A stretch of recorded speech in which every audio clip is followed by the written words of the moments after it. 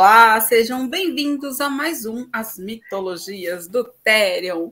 Meu nome é Larissa Dias, eu sou psicoterapeuta, orientadora vocacional de carreira, mitóloga, escritora, agora roteirista de história em quadrinhos. Ai, que emoção! Estamos aqui hoje com a querida Andréia e o querido João para falar das mitologias do Therion. Bem-vindos! Olá, tudo bom? Meu nome é Andréia. Eu sou psicanalista clínica e também psicoastróloga e escritora também. Eu e a Larissa, uns meses atrás, para dizer mais certo, ano passado, a gente teve essa ideia de elaborar um projeto falando de música versus mitologias, né? E aí a gente chegou numa banda que nós amamos muito, que é Therion, que é recheado, praticamente são todas as músicas falando de mitologia, e resolvemos gravar essa sequência de vídeos falando dos CDs do Therion.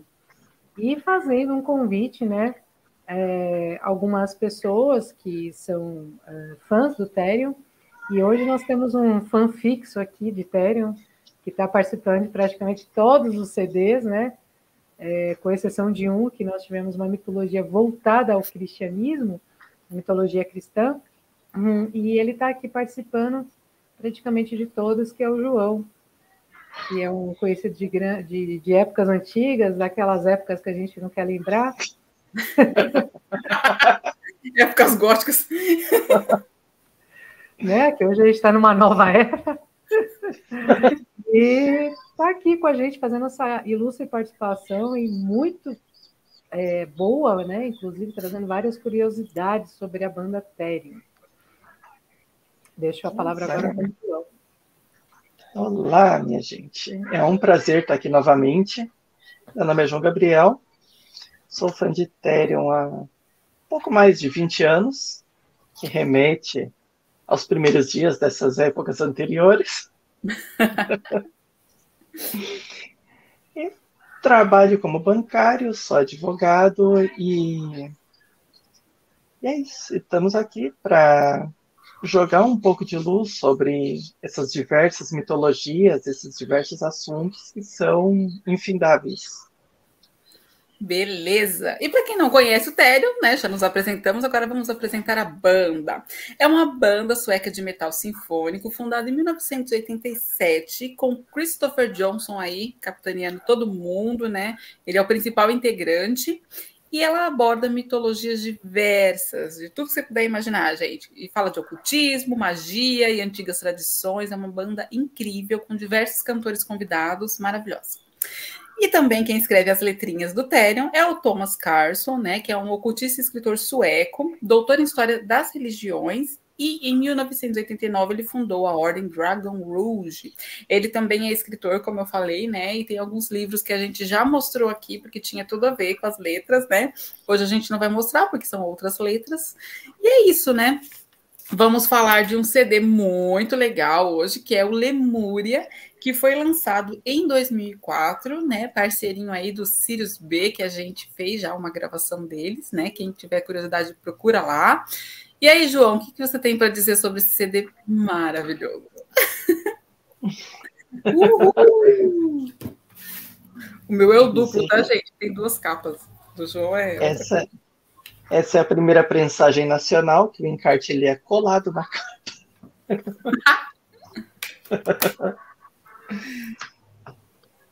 Não dá para emprestar para os amigos o encarte. Não. E a própria música Lemúria está incluída na nossa lista, que vai ser tratada em alguns minutos. Belezura? Então vamos começar, Vamos para a primeira música, que é maravilhosa, que se chama Typhon.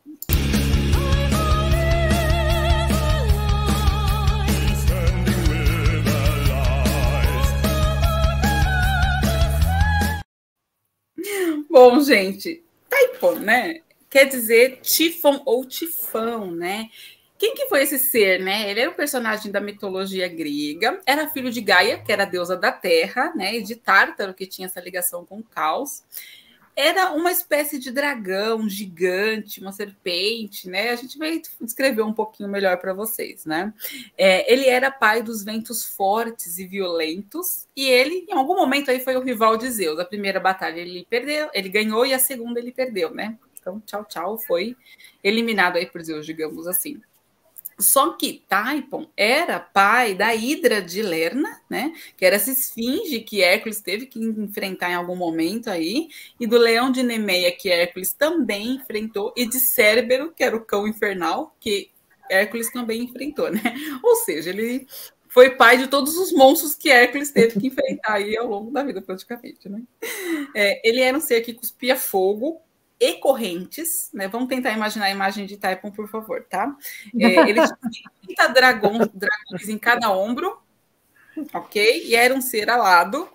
Quando ele abria as asas, pegava o mundo inteiro, e era um gigante colossal. Aí, quando Zeus foi enfrentá-lo, já deu para ver, né, que não foi muito fácil, né, gente? Então, esse é Typhon. A letra do Therion diz o seguinte: Tifão está vivo, Typhon is alive, descendendo com aliados da montanha da cobra, na noite mais profunda de Pan. E aqui ele está falando que esse gigante primordial, ele está vivo, né? E a montanha da cobra é justamente porque ele era uma divindade, né? Que era uma serpente e tal.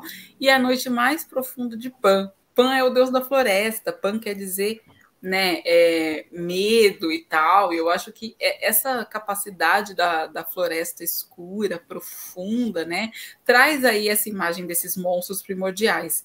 E quando o Therion fala que o Tifão está vivo, em algum momento, depois vocês digam se vocês concordam comigo, é o nosso próprio monstro interno que está vivo, que a gente sempre tem que prestar muita atenção nele, né, para tomar cuidado para ele não dominar de alguma forma, né? E agora a parede está caindo. Typhon vai derrubar o trono do pai Zeus, a criação dos deuses e a ordem da humanidade. Na letra, o Therion conta um pouco dessa história, dizendo que foi alguém que enfrentou Zeus, né? Que é essa ordem pré-estabelecida. Então, acho que é um pouco esse lado nosso também que é capaz de perturbar a nossa própria ordem interna, de alguma forma, né? Trazer a gente para esse caos primordial, né? Que muitas vezes aparece aí no ser humano, né? Vocês concordam com isso? Yes. Beleza. Aqui Concordo, a gente falou também de mitologia grega, né? E agora a gente vai para uma outra mitologia muito interessante. Espera que o João tem algo a dizer. Diga aí, João. Para ajudar a imaginação, nós temos aqui uma representação do Typhon. Beleza. Tifão é um nome meio feio em português, né? Acho que Tifon fica mais bonito quando você fala em português, né? É uma música que tem uma energia bem forte, cantada ao vivo. E em complemento aí, com ligação com outros CDs e outras mitologias, Lilith e Pan, eles nos guiam pela via noturna a caminho da Citraarra, que é o outro lado. E aí já ligou várias músicas, né? A via noturna, Citraarra e a Typhon. Perfeito, João.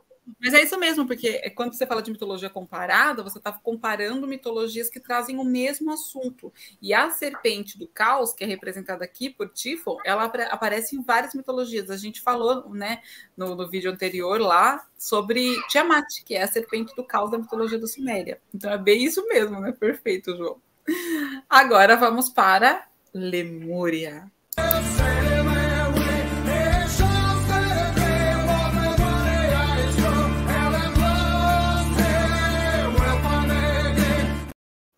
Se eu tivesse um pouquinho melhor na flauta, eu ia fazer o solinho de flauta aqui da Lemúria para vocês, gente, mas não dá, tá? Therion vai me excomungar. Não, ainda não posso.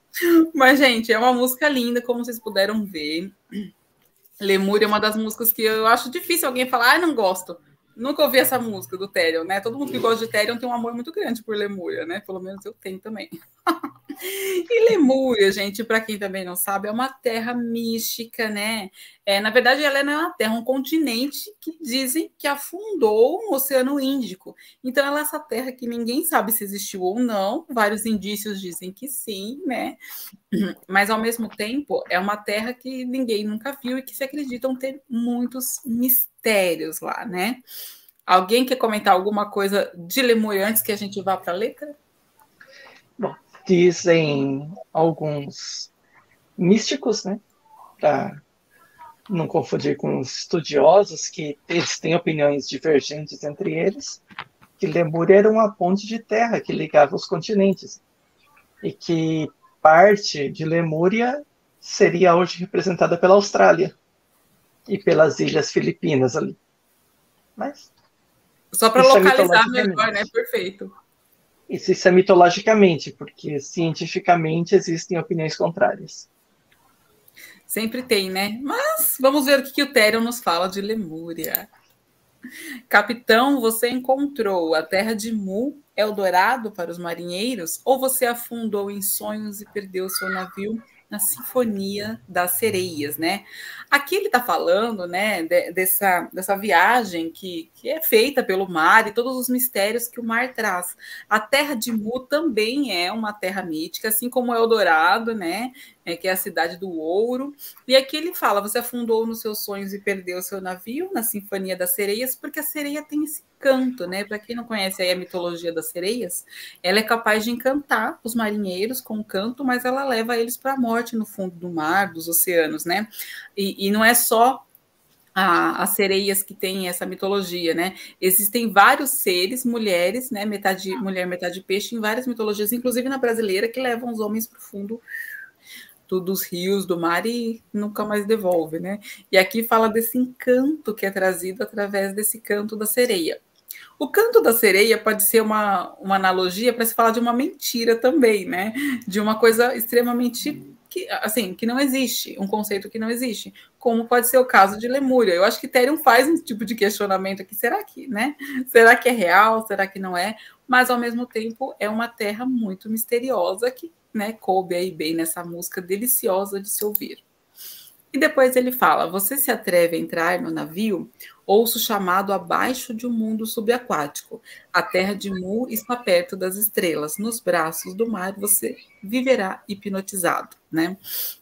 Então, assim, nessa terra mística, mítica, né? Inclusive, entende-se que se pode viver em Lemúria, né?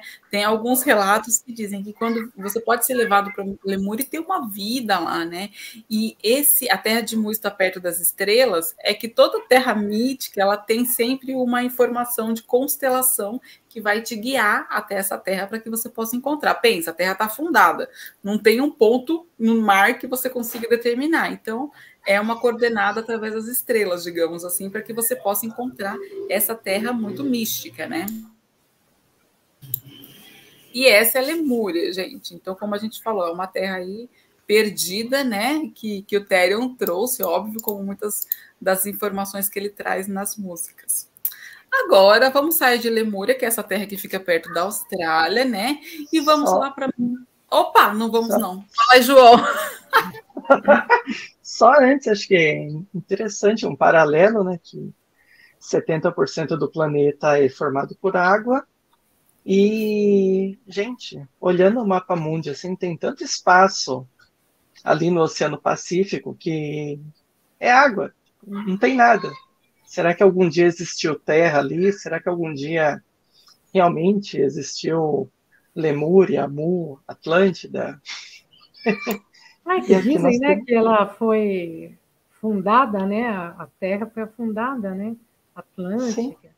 Uhum. Aqui a representação de Lemúria. Aqui é Tel. Não sei se parecem umas baleias, não parece a sereia. E aí eu acho interessante, né? Porque assim, é uma terra afundada, né? Que possui vida, né? Mas quantas cidades ainda não foram descobertas que também tiveram isso, né? Vira e mexe, o oceano é gigantesco, gente. E assim, tem profundidades que o homem ainda não foi lá, né? Então tem muita coisa que eu acho que a gente ainda pode descobrir, né? Quem sabe Lemúria está no meio delas. Vamos ver, né? Acompanhar as próximas notícias aí dos nossos arqueólogos subaquáticos. Bom, agora vamos sair da Lemúria e vamos lá para a Mesoamérica, né? Para uma música que eu amo do fundo do coração, né? Que é Quetzalcoatl.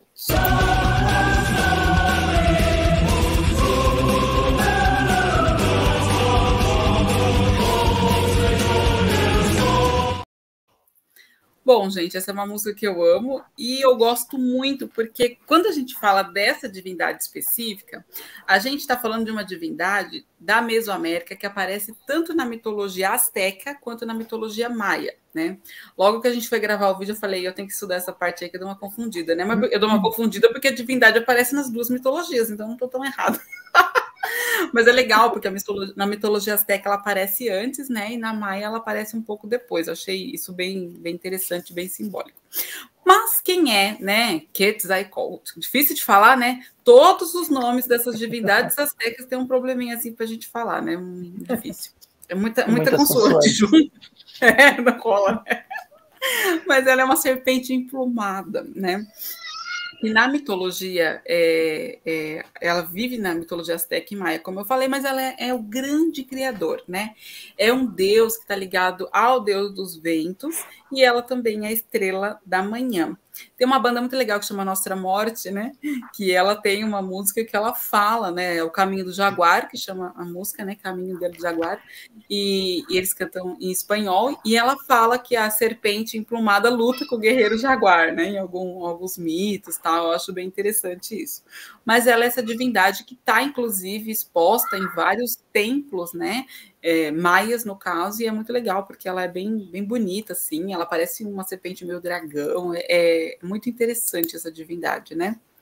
Um dia no calendário maia, o solstício de inverno está aberto, como um portão para a serpente emplumada, para os maias, toltecas, ele retorna, né? Aqui ele já fala que ele fala tanto da mitologia asteca quanto maia, e também fala do calendário maia, né? Que tem lá um período específico, e é basicamente o fim do mundo, quando, na verdade, os deuses vão retornar, inclusive a serpente emplumada, que é essa divindade máxima aí, né? Que traz todo esse poder, né? Uma divindade bem poderosa aí para essa mitologia. Quando Capricórnio mudará o mundo, entre 2012 em 2012, a antiga previsão dos maias será verdadeira. É um CD de 2004, né, gente? Vamos lembrar, né? Então, a gente ainda não sabia se o mundo ia acabar ou não em 2012. O que é muito legal, porque a partir do momento que chegou em 2012 o mundo não acabou, podia se entender duas coisas. Uma, que ali, na verdade, não se falava do final do mundo, né? E sim do final de uma era, para começar uma nova era, né? E a segunda, que pode ser que não seja em 2012 o fim do mundo efetivo, e seja em outro ano, tal, né? Isso já aconteceu algumas vezes, né? Em 2000, 2012, vamos ver qual que é o próximo item aí, né? Qual que é... Já passamos por alguns. Né? É o final do mundo, já, né? Viram que as estribeiras nesses dois aí, triste, não é real, não. Já passamos por alguns fins de mundo. Exatamente, né? Mas, assim, acho que é legal essa mitologia, porque é um pouco difícil de a gente ouvir falar, né? E na letra do Tério, eu não peguei aqui, né? Mas ele fala o Quetzalcóatl, ó Senhor del Sol, porque ele está falando em espanhol, né? Ele está trazendo um pouco da língua, né, desses povos. Não é a língua nativa, porque, né, na Mesoamérica teve uma invasão forte espanhola, que acabou trazendo, né, a língua e tudo mais aí para esses povos, e é uma invasão que para eles, para os povos nativos, é considerada o fim dos tempos, né? Porque a partir daquele momento eles não puderam mais adorar os deuses, não puderam mais agir como eles agiam antes, né? Internamente eles sempre viveram em guerra por ali, né? Mas a invasão espanhola foi uma coisa muito diferente, né? Eles fizeram aqui conosco, né? Dizimaram a população local, né? Então, realmente, acho que é preciso lembrar quem foram essas divindades, até porque existe pouco material escrito que não tenha sido escrito por padres espanhóis. Então fica difícil, né, ter essa visão. Não temos uma visão nativa nesse sentido. E Therion tenta trazer essa divindade justamente levando, né, essa imagem aí. Certo? Aqui estamos com a parte em espanhol da letra. Obrigada. O sol volverá, em la costa vimos su luz, o Quetzalcóatl, ó Senhor del Sol. Que o sol vai aparecer, né, na costa, e essa luz, né, é justamente a luz da serpente emplumada surgindo, né. Acho que também tem uma questão dessa própria povos colonizados acreditam muito que os deuses vão voltar, inclusive para salvá-los daquilo que foi determinado dali para frente, né? Eu acho que isso é muito legal, né? Essa imagem dessa serpente emplumada. Inclusive, a revista Mitologia Aberta trouxe uma serpente emplumada, estilizada aí por um dos quadrinistas, super bacana, e ele é colaborador e escreve artigos sobre a mitologia mesoamericana, muito legal. Bom, agora vamos para uma música que eu acho muito interessante, que chama The Dreams of Swedenborg. Wake up in a darkest hour, angels are surrounding you. Gente, que voz é essa, né? Antes de mais nada, que voz é essa? Gente do céu. Eu amo essas vozes do Therion, porque parece que elas levam a gente longe, longe, longe, longe, né? Algum comentário aí, né? Além da minha tietagem? Bom, o Swedenborg fazia de tudo nessa vida. Ele era um ser de luz, né? Só de destaque. Ele fazia muito mais coisa, mas as áreas de destaque dele. Ele era cientista, inventor, místico, filósofo, escreveu sobre geologia, biologia, astronomia, psicologia, etc. Né? O nome dele era Emanuel Swedenborg, né? E é muito interessante porque ele nasceu em 1688, né? Mas o point assim da vida dele, ele era um cientista, ele inclusive estava numa conferência de ciências apresentando as teorias dele e tal, né? E no meio da conferência ele teve uma visão. E que visão foi essa? De que lá na terra local dele, estamos falando de 1688, tá? Zero televisão, zero celular, zero internet, né? Então ele teve uma visão de que tinha um nem rádio, nada, né? Pombo correio, talvez, né? Então pode ser que seja uma opção. Então, assim, ele teve uma visão de que a terra dele lá longe estava queimando, estava em chamas, e que o fogo ia invadir a casa dele, já tinha invadido a casa dos vizinhos e tal, mas não invadiu a casa dele. Isso ele acabou falando no meio da conferência, né, e de ciências e tal, e na verdade esse incêndio aconteceu de verdade, e foi do jeito que ele falou. Então, quando o Therion traz The Dreams of Swedenborg, ele está falando desses sonhos, dessas visões que Swedenborg tinha, né? E aí ele fala, acorde na hora mais escura, anjos estão ao seu redor, na fronteira do céu, lúcidos são seus sonhos esta noite, né? Sonhos lúcidos também é um tema interessante, né? São esses sonhos vívidos que a gente tem, digamos, quando estamos acordados, né? E aqui, no caso, ele fala dos sonhos premonitórios de Swedenborg, que tinha essa capacidade de ver além, né? E é legal porque ele era um cientista e para ele isso era meio conflitante também em algum ponto, né? E porque ele falou disso na conferência, muitos cientistas usaram essa estratégia de Swedenborg para comprovar coisas como Jung, por exemplo, que falava da sincronicidade, né? Que são duas coisas que acontecem em locais diferentes, mas com um significado simbólico para aquelas duas pessoas, né? O que as pessoas chamam de coincidência, né? O Jung chamou de sincronicidade quando aquilo tem um significado maior e simbólico entre os dois, e aquelas psiques estão interligadas, mesmo que elas não estejam no mesmo local, como foi o caso dele, que viu incêndio sem estar lá, isso sem conseguir ser explicado, né?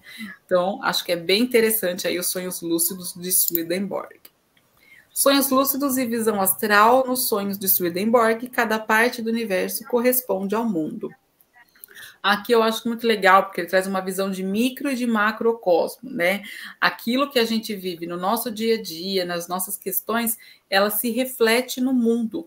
E acho que isso é demonstrado aí por várias pessoas que às vezes tinham sonhos com guerra, sangue, não sei o quê. Isso aconteceu muito antes da Segunda Guerra Mundial. E quando chegou a guerra, todo mundo entendeu aqueles sonhos que eles estavam tendo. Eram sonhos basicamente coletivos, uma temática coletiva, né? Eu falei do Jung, inclusive Jung também teve um sonho dessa temática, e depois ele precisou servir como médico na guerra e ele viu exatamente tudo aquilo que ele tinha sonhado, né? E isso mostra o quanto que essas questões externas influenciam na nossa psique. E é isso que eu acho que o Therion traz aqui nessa letra, né?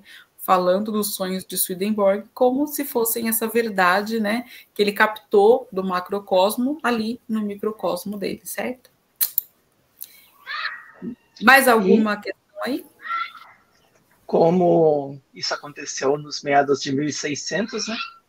Ele meio que acabou irritando a comunidade científica da época e, por conta disso, teve suas obras banidas, porque elas afrontavam a teologia cristã então vigente. Como é que se vai explicar isso, né, gente? E óbvio, né? Ele poderia ter ficado quieto, mas ele teve a visão no meio de uma conferência e não deu muito certo dele ficar quieto nesse sentido. Então, queimaram minha casa. Então, realmente é uma coisa difícil dele conseguir controlar ali, né? Mas acho que isso é interessante, foi simbólico também, né? E talvez como uma forma de reconhecimento póstumo, né? No começo dos anos 1900, ele teve o corpo dele estava enterrado em Londres e foi transferido para a Catedral de Uppsala, na Suécia. Que legal, né? Ou seja, ele teve de alguma forma lembraram que ele é importante. Claro que com os avanços da ciência, todos perceberam que isso era comum, né? E tinha uma explicação científica para isso, e isso aconteceu porque existe, digamos, uma psique coletiva, né? Que cria essas informações e a partir dali todo mundo vai captar um pouquinho, né? Foi o que Jung definiu em arquétipo, inconsciente coletivo, né? Essas palavras que a gente ouve que às vezes é um pouco difícil, mas o inconsciente coletivo é como se fosse um grande banco de dados da humanidade que tivesse todas as informações e que a gente acessa para captar algumas coisas, né? Acho que foi o que aconteceu com o Swedenborg, essa é uma das formas de se explicar, né?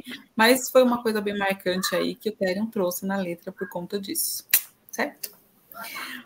Bom, vamos para a próxima, que é An Arrow from the Sun.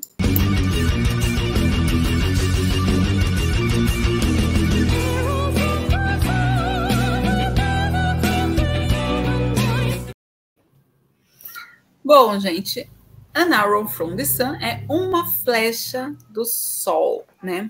Eu gosto muito dessa música, porque ela me traz coisas maravilhosas, né? Porque ela traz uma coisa que outras músicas do Therion traz também, que fala desse conhecimento que é disponível ao ser humano, ao conhecimento dos deuses, né? Eu não sei, eu acho que tem muito a ver com o que a gente fala aqui, né?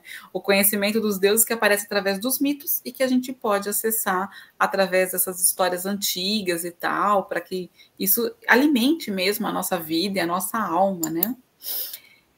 Em Olímpia, o sol nasce irradiando do deus Apolo. Do extremo norte, chegou a humanidade e ele pegou uma faísca, um raio de luz. Para quem não sabe, isso aqui é mitologia grega, né?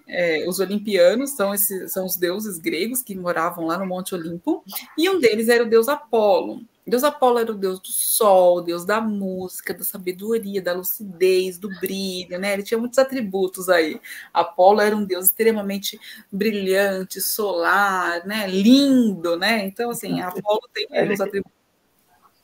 Aí, ó. Com a flecha solar, né? E o sol lá atrás, que é Apolo, né? Acho que é legal essa representação, porque o sol mesmo era Hélio, mas Apolo era o deus que era um deus solar que ele dirigia a carruagem do sol, né? Que levava o sol. Acho esse termo muito bonito. É engraçado que Apolo é o único deus ali entre o grego e o romano que não mudou o nome, né? Verdade. E como a gente falou na mitologia, no vídeo do Sirius B, né? A mitologia grega e romana, elas são muito semelhantes porque, né, teve uma influência muito grande dos gregos nos romanos, né? Então, eles mudaram os nomes das divindades praticamente, né? E André agora trouxe essa questão de Apolo, verdade. Apolo chama Apolo nas duas mitologias, né? E aí, o que diz essa mitologia, né? Ele fala dessa faísca, desse raio de luz, né? Existia um sacerdote de Apolo chamado Abares, né? E Abares, ele era um sacerdote consagrado por Apolo, né? Ele era um poeta. Então pensa, um poeta que tinha a consagração de Apolo, que tipo de poema ele não fazia? Apolo tinha uma ligação com a musa, então tinha essa coisa da inspiração completa, né? Então era um sacerdote muito inspirado.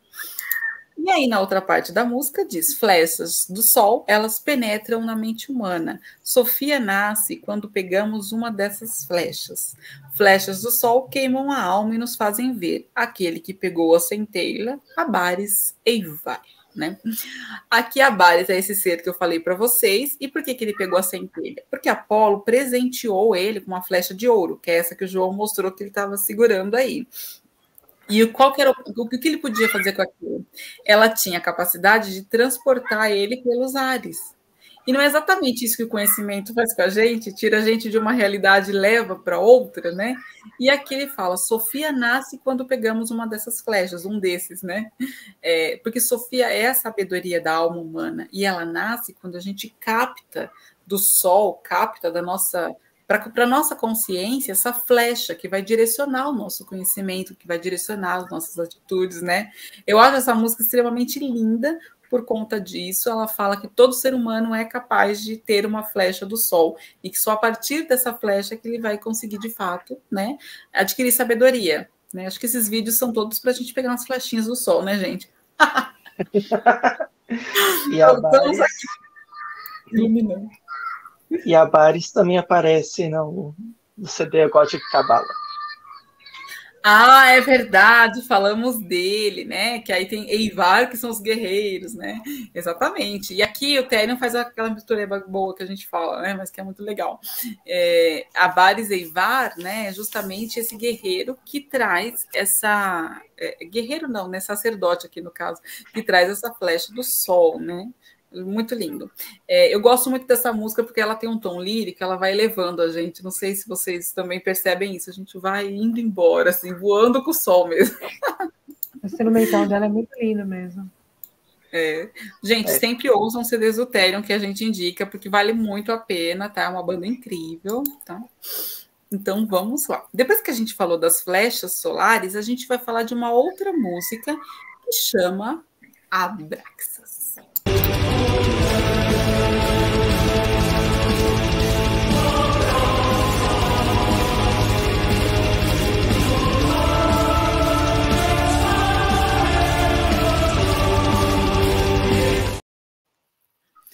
Gente, Abraxas, né, é uma música muito legal, muito bacana. E o que ela fala? Vamos para a letra, porque aí eu vou conseguir explicar melhor quem que é Abraxas, né? Nós vamos conseguir discorrer melhor. Eros e Thânatos são ramos da mesma velha árvore. Eros é o filho de Afrodite, né, a deusa do amor, e ele é o deus que é o Cupido, ele é o amor erótico, né, o amor gostoso. E Thânatos é o deus da morte. Ele é filho de Nix, que é a noite, né, e de Érebo, que é a escuridão. Então, né, como ele fala que Eros e Thânatos são galhos da mesma velha árvore. Então, tudo aquilo que existe no mundo, seja ele o amor ou a morte, ele vem da mesma origem, né? Eles são importantes igualmente. A mesma velha árvore é toda a origem do universo, dos deuses e de tudo mais. Enraizada no solo de sombra e luz, que é exatamente isso que ele quer trazer, né? Não existe só o lado sol, não existe só o lado sombra, existe sempre essas duas vertentes. Se Deus foi separado do gêmeo negro, o diabo, ele poderia conhecer a alma da humanidade? E aqui traz um questionamento muito interessante. Tem um livro que não está aqui na mão agora, mas ele chama O Diabo, né? E ele fala, é de um jornalista, e ele fala como é que foi a criação da imagem do diabo ao longo do tempo, né? Que no Velho Testamento, o bem e o mal ainda estavam em Deus. E que a partir de algum momento separou-se o diabo para que o mal pudesse ser personificado ali, separado de Deus. E na mitologia grega, nós temos deuses bons, digamos assim, e ruins, ou deuses ambivalentes, que tem o bem e o mal dentro dele, né? E aqui ele está falando exatamente isso. Se você separou Deus do diabo, cadê a completude disso? Como você vai conhecer a alma humana? A gente acabou de falar da música The Blood of King no outro vídeo, e é exatamente isso, né? A humanidade é feita do bem e do mal. Então, se a gente separou, a gente nunca vai ter a visão completa daquilo que pode representar a totalidade do ser humano. Certo, gente? Difícil essa discussão, né? A gente sempre volta nela, nas letras do Therion. É porque é a realidade, né? Que as pessoas não aceitam essa realidade, mas é a realidade. É igual a fábula chinesa. Qual lado que vai se sobressair? Aquele que você alimentar. Exatamente, que é o próprio símbolo do yin e do yang, que tem, né, a luz, a escuridão, o bem e o mal, o masculino e feminino, todas as polaridades estão contidas ali no símbolo do yin e yang, né, chinês. Eu costumo dizer, né, que assim, o ser humano, né, a pessoa, o indivíduo que está em ascensão, que eu diria, querendo evoluir, querendo ser uma pessoa melhor, às vezes ele confunde ser bobo com ser uma pessoa melhor, não é isso, né? Eu acho que o ser humano ele precisa da malícia para se autoproteger daqueles indivíduos que não estão em busca de se melhorar como ser humano e tudo mais. Ele precisa, né? Não é, eu pensando assim, ou eu me antecedendo à maldade, pensando na maldade do próximo, eu estou sendo ruim, né? Estou com a mente impura, não. Na verdade, você está se autoprotegendo do que o outro pode vir a fazer com você. Né? Não quer dizer que você vai lá fazer, né? Mas você está se antecedendo. Agora, você ser bobo, você está sendo mal com você mesmo. Na verdade, você está sendo mal consigo, e isso não é legal, né? Então, é importante você ter essa malícia, não que você vai exercer ela contra o outro, mas você ter para se anteceder o que o outro, que não está muito afim, possa fazer, né? Então, as pessoas confundem muito ser bom com ser bobo. E a gente não pode ter essa visão. A gente tem que ter a visão de quando você está se iluminando, não quer dizer que você está se tornando uma pessoa boba ou está sendo... Você está apenas transformando o peso da energia sombra que você tem em coisas boas, né? Não ter ações maléficas, né? Em relação às outras vidas. Eu falo vida de uma maneira geral porque o animal também, a natureza, ela precisa de respeito, né? Só outros iguais a nós, né? Então, quando a gente começa a respeitar, a vida, num termo geral, a gente começa a ser uma pessoa melhor, né? Não é ser bobo, uma pessoa melhor.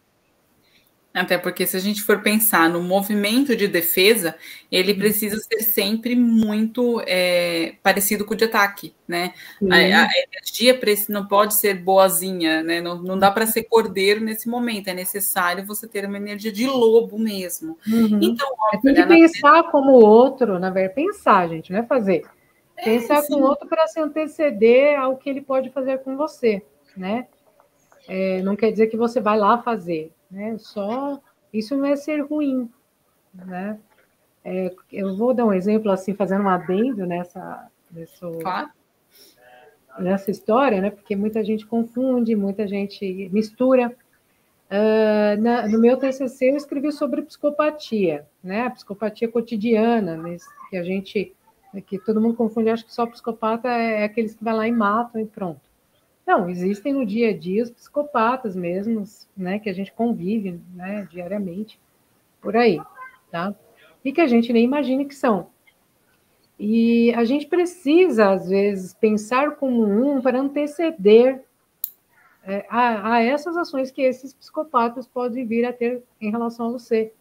Gente, tem pessoas que eu já vi, que isso antes de eu entender, que elas pareciam ser pessoas maravilhosas, né, que elas atraíam a atenção de todo mundo achava, nossa, mas aquela pessoa ela é tão boazinha, ela é tão isso, mas ela era uma tremenda, uma psicopata nos bastidores, entendeu?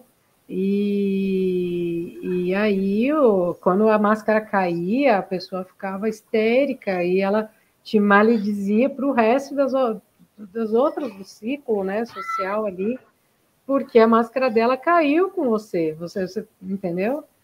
E aí ela não gosta, né? Daí ela se transforma.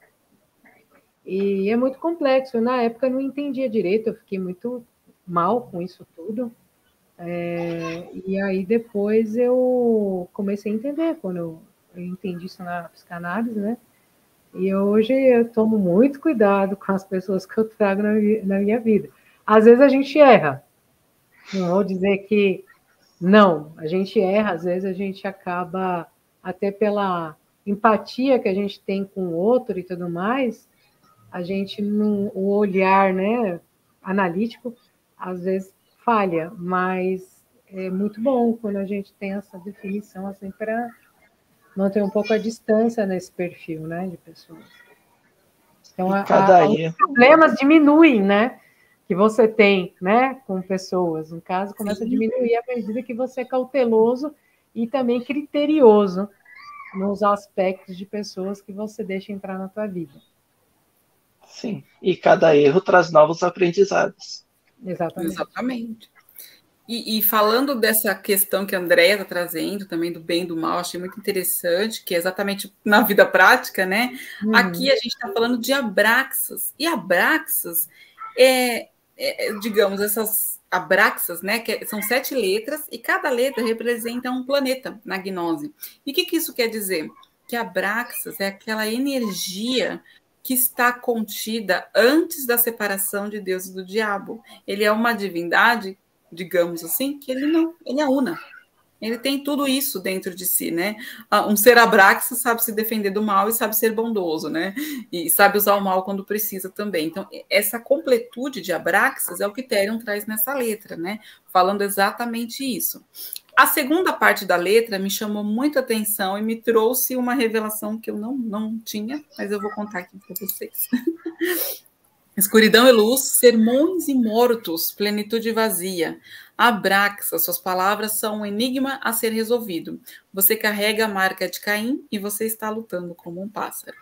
Escuridão e luz, sermões e mortos, plenitude vazia. O Carl Gustav Jung, né, que é o psicoterapeuta que eu sigo a linha da psicoterapia, ele escreveu um livro chamado Sete Sermões aos Mortos. Estavam acontecendo muitas atividades paranormais na casa dele, e elas só pararam quando ele sentou na cadeira e começou a escrever o que vinha. E o que veio foram 7 sermões aos mortos. E depois de 3 dias, todas as atividades pararam assim que ele terminou de escrever. Né? E esses 7 sermões aos mortos, eles entendem, né, que alguns falam que Jung era agnóstico por conta disso, tal. E ele fala de abraxas, ele fala dessa energia que não separava o bem e o mal, né? Ele era tudo, era uma energia anterior a essa separação. E é muito interessante a gente ver isso, porque é o que Therion vem trazendo na letra, né? Abraxas, suas palavras são um enigma a ser resolvido, porque hoje a gente não conseguiria entender o bem e o mal juntos sem estar separado, porque o nosso pensamento foi separado lá atrás justamente dessas questões. Esse retorno da nossa sombra aparecendo, a gente tendo que lidar com elas e tal. Essa necessidade, na verdade, né, mostra um pouco desse caminho que o Abraxas trazia, da gente ter o bem e o mal dentro da gente, saber lidar com eles e viver naturalmente, tranquilamente com isso, né, sem querer se levar no sentido de divindade, nem se rebaixar no sentido demoníaco da coisa, sempre viver nesse trânsito, né, nesse caminho entre o bem e o mal, o que eu acho que é extremamente simbólico. Para viver em sociedades temos regras, não dá para burlá-las, né, óbvio, mas a gente tem que aprender a conviver com tudo que tem no mundo, que não é só coisa boa, né? E aí ele fala, você carrega a marca de Caim. Qual que é a marca de Caim? Caim foi o primeiro assassino da humanidade, né? Matou o irmão dele, Abel. Então a partir daí ele ficou marcado com a marca de Caim. E era uma marca que dizia que o mal estava nele, né? Também estava ali nele.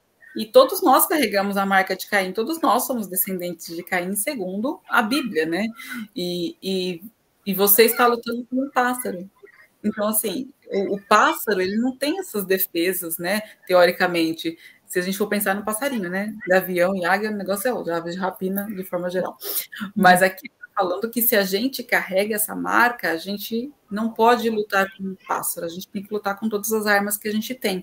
A gente encontra uma pessoa na rua, cumprimenta, abraça e vai embora. Atitude de pássaro. A gente encontra um assaltante na rua, ele está ameaçando a nossa vida, né? Ou a vida de alguém que a gente gosta, se defender disso, bater e tudo mais, são coisas que podem acontecer e que não são atitudes de pássaro, sim, aquelas atitudes que a gente carrega dessa descendência teoricamente de maldade que tem a ver com a morte, né? Acho que essa lei é uma autodefesa, né? Como a gente. E nós seres humanos, a gente tem esse instinto de preservação, de autopreservação. Então, a gente é capaz de qualquer coisa para se autopreservar, até mesmo acabar tirando a vida do outro ali, não numa coisa à toa, tá, gente? O cara tá querendo te matar, tá com uma arma apontada na tua cabeça, de repente a sua reação ela pode ser tão violenta que é capaz de fazer o contrário, você tirar dele, né? Exatamente, né? E a psique da gente, ela traz esses símbolos muito claros, né? Há muitos anos eu tive um sonho, eu tive um sonho com um passarinho, e ele tinha as perninhas toda arrumadinha, tudo bonitinho, todo marronzinho, todo fofinho. Só que no meu sonho o passarinho era terrível, era o mal. Naquela imagem, né? E eu era justamente questionando isso na minha psique. O que é bem, o que é mal mesmo, né? Você tem certeza que você sabe? E muitas vezes a gente, como ser humano, não sabe. A gente precisa viver diversas situações para ir separando isso ao longo do caminho, né? E eu acho que a Braxas traz esse conceito unificado, para que a gente também preste atenção no bem e no mal dentro da gente, né? E acho que esse é um tema recorrente aí no CD Esoterium, e é maravilhoso que a gente tenha tantas músicas para pensar sobre. Agora vamos para uma música que chama Fear Overture. Gente, por favor, me corrija se eu estiver errada falando, tá? Prometheus. Fear. É alemão, né? Oi? É alemão. Russo, alemão. Desculpa, a pronúncia não vai rolar muito. Eu gosto um pouco, né? Não, da Andréia fala, então, por favor. Prometheus Enterprise, né? Abertura do fogo, libertação de Prometeu.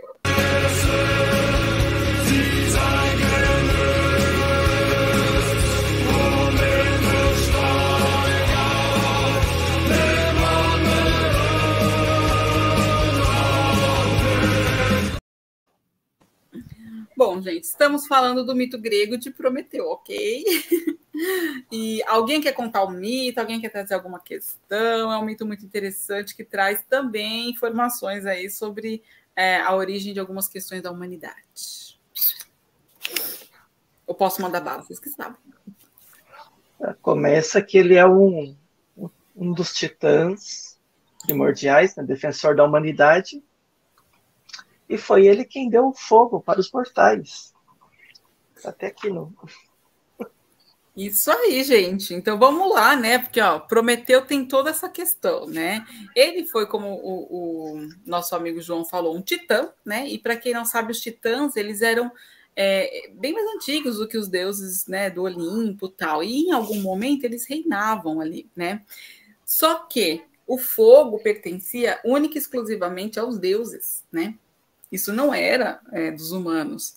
E Prometeu viu os humanos ali comendo carne crua, assim, né? Assim, sem evolução nem nada. Ele falou, gente, tem que dar o fogo para esse povo. Minhas histórias gregas são ótimas, né? Mitologia grega, a Larissa é ótima, parece uma fofoca, né? Não, meu Deus. Né? E ele foi e decidiu. Fica divertido, né? Isso assim que é bom. Ajuda a fixar o conhecimento. Viu? Bom, aí o Prometeu, né, falou, gente, preciso dar o fogo para a humanidade, porque senão eles não vão evoluir, eles só vão ficar ali comendo carne crua, coletando, né, e cadê a evolução? Não vou construir armas nem nada. E aí ele pegou, deu uma tocha com fogo para o homem, só que Zeus tinha falado para ele não fazer isso, né, e Prometeu não ouviu Zeus, porque ele não concordava, né, que os homens não podiam evoluir e tal, tinha que prestar honras aos deuses e tal. E quando ele deu essa tocha, né, para a humanidade, ele teve um castigo terrível, né? Suba a montanha mais alta, desafia a lei de Zeus, manuseia a tocha do fogo, dá-los à raça humana. Foi o que Prometeu fez, entregou o fogo para a humanidade, e a partir dali a humanidade pôde ter evolução, conseguiu, né, fundir o metal, fazer armas e ter tudo que, no fundo, a gente tem hoje, né, graças aí à chegada do fogo. Centelha de Prometeu tornou-se uma alma humana, acorrentado, coisas o atingiram, para a rocha no Cáucaso. E qual que foi a punição de Zeus? Né? Ele puniu Prometeu, prendendo ele numa rocha lá no Cáucaso, né, no Monte Cáucaso, prendeu Prometeu. De dia vinha uma águia e comia o fígado dele, à noite o fígado se refazia, só para no dia seguinte a águia vir comer novamente. Os titãs da mitologia sempre tiveram punições eternas. Atlas tinha que segurar o mundo nas costas, né? Sísifo tinha que rolar uma pedra e a pedra rolava de volta, ele tinha que iniciar de novo e tudo mais. Prometeu tinha essa punição que não parava mais. Então, assim, era um castigo eterno, né, que Zeus dava para os titãs e tudo mais, ou quem o desafiava de forma geral, né? E o que isso traz? Qual que é a informação que traz aqui para nós? Que para que a gente possa também evoluir, alguma coisa precisa ser sacrificado, alguém precisa se sacrificar. E nesse caso foi Prometeu. Esse sacrifício que Prometeu fez por nós, humanidade, ele é um sacrifício muito interessante, né? Porque o Titã é muito poderoso, ele tem um poder grande, ele é gigantesco, tal, mas aqui ele fez isso para que a humanidade pudesse evoluir, né? Acho que a história de Prometeu traz para nós uma coisa muito interessante. O quanto também nós somos capazes ou estamos pensando, né? O que a gente pode fazer, qual é o nosso sacrifício para a nossa evolução. Às vezes você quer, eu queria tanto mudar para tal profissão, mas você não vai se formar naquilo, você não faz o esforço necessário. Eu queria comprar uma casa, mas você gasta todo o seu dinheiro com coisas que não tem nada a ver com o seu objetivo. Você não abre mão das coisas, né? Ou, por exemplo, né? Eu quero começar um projeto assim, assim, assado, mas você também não se movimenta de jeito nenhum para isso. Você fica esperando que alguém venha te patrocinar, por exemplo, para que você faça aquele projeto, né? Então, assim, tudo isso que acontece, ele questiona qual que é o sacrifício que você faz para aquilo que você quer, né? Para chegar onde você precisa. Prometeu fez isso pelos humanos, assim como Jesus Cristo também fez isso por nós humanos, não foi por ele. Assim como Prometeu também não fez isso por ele. Então, esses sacrifícios que você faz pelo outro traz também essas grandes evoluções, né? Para nós e para a humanidade de uma forma geral. Eu gosto muito desse mito, até porque a primeira ópera que eu vi na minha vida chamava-se Prometeu Acorrentado, né? Alguma coisa assim. E foi uma ópera linda, né? E foi através daquela ópera que meu olhinho encheu de água que eu estava vendo, não era uma ópera ali, eu estava vendo a mitologia e a magia que ela podia trazer. Foi a partir dali mitologia, né? Então são coisas assim, histórias da nossa vida, né? Que Prometeu tem muito a ver com essa, né? E aí eu entendi que eu precisava sacrificar bastante coisa também para chegar onde eu queria. são informações interessantes. E Prometeu traz tudo isso para nós, certo? E aí, gente, mais algum assunto sobre Prometeu? Eu acho que você fez todas as colocações. Eu não sei se o João tem alguma coisa, um adendo. Eu acho que cobriu todo o conteúdo, assim. Beleza. Gente, eu queria muito que todos que estão nos assistindo, né, pudessem aqui ouvir o CD Lemúria. É um CD maravilhoso. A gente faz esse projeto com muito amor, até porque o Therion, né, tem todas essas características de trazer esse conhecimento. Um dia a gente precisa condensar essas mitologias no escrito, né? Imagina o tamanho que não vai dar. Que eu acho que é bem interessante. Vamos separar aqui, né? Opa, beleza. E é isso, gente. Queria agradecer a todo mundo que acompanha, né? A gente faz isso com muito amor. Temos mais CDzinhos aí pela frente, né? Mas espero que vocês gostem desse vídeo, como a gente tem feito todos os outros. E é isso aí, pessoal. Alguns recadinhos.